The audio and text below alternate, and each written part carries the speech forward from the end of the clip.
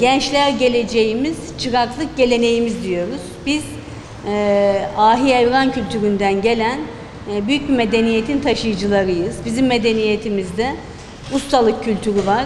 Çocuklarımızın çırak olarak, kalfa olarak iyi yetişmelerini sağlayacak bir mektep var, bir altyapı var. Şimdi bu imzalayacağımız protokolle özellikle çocuklarımıza verilen imkanlar çok önemli. Haftada bir gün okula gidecekler. Ondan sonra iş yerlerinde eğitimlerine devam edecekler. Sosyal güvenlik şemsiyesinin altına girip sigortalı olacaklar ve ciddi bir mali destek alacaklar. Gaziantep Büyükşehir olarak da biz burada hangi alanda ne tür destek gerekiyorsa her türlü lojistik desteği vererek çocuklarımızı merkeze alıp, gençlerimizi merkeze alıp gençlik geleceğimiz, çıraklık geleneğimiz projesinin altına imza atmak için buradayız. Bunu sağlayan değerli valime, koordine eden kıymetli başkanlarıma, değerli müdürlerime de huzurlarınıza çok teşekkür ediyorum. İnşallah bu çalışma tamamlandığı zaman hedef kitlemiz olan en az bir 7.000 çocuğumuzu sistemin içine katmış olacağız ve onları hızlı bir şekilde bu eğitim hayatına devam ettirmiş olacağız. Hem teoriyi hem pratiği öğretip onları geleceğe hazırlamış olacağız. Şehrimiz için hayırlı olsun. Biz de Sosyal Güvenlik Kurumu olarak bu protokolde bize verilen görevler var. Bu görevleri inşallah layıkıyla yapacağız. Sayın Bakanımızın da ifade ettiği gibi çırak bir ustanın yanında bir meslek, zanaat öğrenmek üzere çalışan kişiyi ifade ediyor. İlimizde de ustadan ziyade çırağa ihtiyaç olması bizim için aslında büyük önem taşıyor. Demek ki piyasada çırağa ihtiyaç var. Yani ara eleman dediğimiz, bir taraftan da aranan eleman denilen çıraklara ihtiyacımız var. Biz de elimizden gelen desteği vereceğiz. Hayırlı uğurlu olsun. Emeğe geçenlerden Allah razı olsun. Mesleki eğitim yoluyla sektörün talep ettiği çırak, kalfa ve ustayı burada çok güzel bir şekilde koordine etmek, yönetmek için bir aradayız. Liderliğiniz için size, özellikle takipleri için Sayın Bakanıma çok teşekkür ediyorum. Sektörün temsilcileri buradalar. Bize diyorlar ki bizim çalışma alanlarımızda şu meslek dallarında elemana ihtiyacımızdır. Bizim de bu elemanı bir şekilde öğrencilerden temin etmemiz gerekiyor. Hiçbir şekilde liseye yerleşemeyen çocukları veya meslek liselerinden mezun olmuş ama herhangi bir işe yerleşmemiş çocukları tespit ederek mesleki eğitim merkezlerimiz aracılığıyla hangi sektörde ihtiyaç varsa o modül üzerinden önce çırak, sonra kalfa, daha sonra da ustalık eğitimini vererek ustalar aracılığıyla, sektörün ustaları aracılığıyla sektöre kazandırmak istiyoruz. Ben bu protokole imza atacak tüm paydaşlara çok teşekkür ediyorum.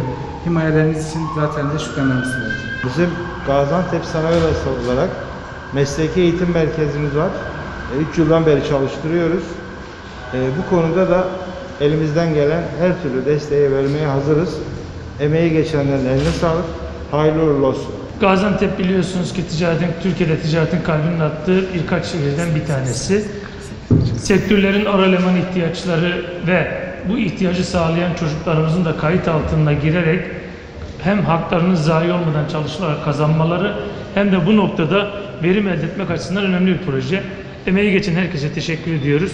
Bu bizim hem mesleklerimizin devamını hem de sektörlerdeki kayıt altındaki çalışmanın gelişmesini sağlayacaktır. Tekrar sağ olun, teşekkür ederim.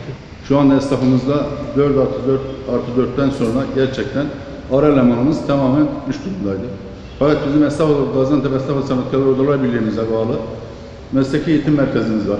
Daha en büyük bir atölyemiz var. 2 tane normal derslik yerlerimiz var. Son 10 yılda Sayın Valim 532 proje yapmışız. 532 projemizden 12.500 kursiyerimizin %60'ını istihdama kazandırmışız. Bu projelerle inşallah bu açığımızı tamamen kapatacağız. Çünkü geleceğimiz gerek el sanatlarımız olsun, gerek Gaziantep'in özverisi olan esnaf sanatkarlık olsun yaşatmamız gerekiyor. Bunun için de bu projelere ihtiyacımız var, bu protokollere ihtiyacımız var, bu çalışmalara ihtiyacımız var. Protokolün öncelikle tüm kurumlar için hayırlı olmasını diliyorum. Geleceğin ustalarını aradığımız bir protokolümüz, bir protokoldür bu. Protokolümüzde Aslında çırak adaylarımızın tüm bilgilerini, mesleki eğilim testlerini de Milli Eğitimle beraber İnsan Kaynakları ve Kurumsal Gelişim Daire Başkanlığı olarak birlikte mesleki eğilim testlerini yaparak çocuklarımızın hangi meslekle ilgili olduğunu yazılımda buluşturduktan sonra yine saha taramalarıyla esnaf, ticaret erbabı ve sanayi erbabı tüm işverenlerimizi ziyaret ederek taleplerini toplayarak akıllı bir yazılım sistemimizde çıraklarımızı işverenlerle ve doğru meslekle buluşturmayı hedeflediğimiz bir protokol şehrimiz için hayırlı olmasını diliyorum efendim. Sokakları gezdiğimizde kimi zaman işte bizlere gelen hemşerilerimizde gördüğümüz işle ilgili bir talebin olduğunu görüyoruz. Okul sayılarımızda, mesleki eğitim sayılarımızda ciddi bir artış var. Onunla ilgili bir sıkıntımız yok.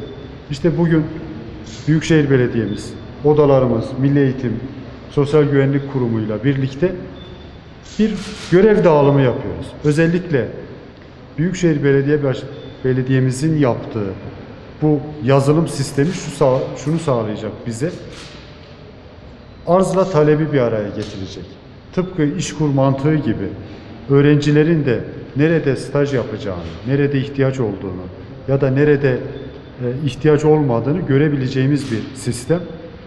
Bizim mesleki eğitim okullarımızın sayısı 4'ten 48'e çıktı. Bu şu anlama geliyor.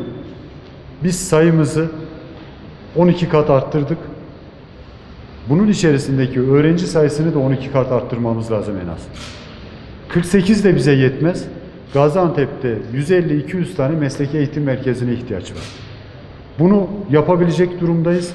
Ama öncelikle mevcut 48'in içerisini doldurabilmemiz için hem sektörün bu anlamda hassasiyet göstermesi lazım, hem de bizim öğretmenlerimiz başta olmak üzere, idarecilerimiz başta olmak üzere bunu hep kamuoyunun gündeminde tutmamız gerekiyor. Bununla şunu ortadan kaldırmak istiyoruz. Hani deniliyor ya çocuk dilencilik yapıyor. Hiç kimsenin dilencilik yapmasına gerek yok. Çıraklık yaptığında bugünün parasıyla asgari ücretin 1/3 oranı yaklaşık 800 küsür 900 liraya denk geliyor. Yıl sonundan sonra bu 1000 lirayı da geçecektir. Dolayısıyla da iyi kötü bir harçlığı olacak. Bu asgari bir alacağı para. Bunun üzerinde belki çalışacağı yerde işverenin de katkıları olacaktır. Dolayısıyla da kağıt toplamasına gerek yok, dilencilik yapmasına gerek yok, çocuğun sokaklarda istismar edilmesine gerek yok. Bunları sağlayacak durumdayız.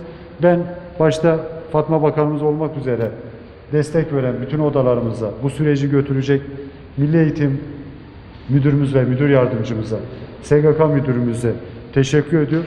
Kayıt dışılığın şehrimizin gündeminde çıkmasını diliyor. Hayırlı uğurlu olmasını diliyorum. Hayırlı olsun. Allah'ınıza sağlık.